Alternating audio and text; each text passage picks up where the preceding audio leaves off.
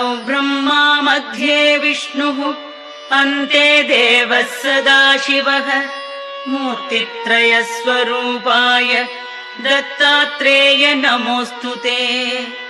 भोगालयाय भोगाय योगयोग्याय धारिणे जितेन्द्रियजितज्ञाय दत्तात्रेय नमोऽस्तुते।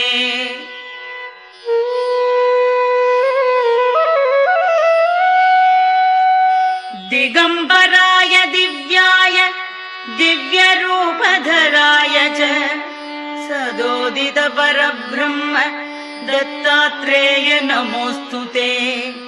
जम्बुद्वीपे महाक्षेत्रे मादापुरनिवासिने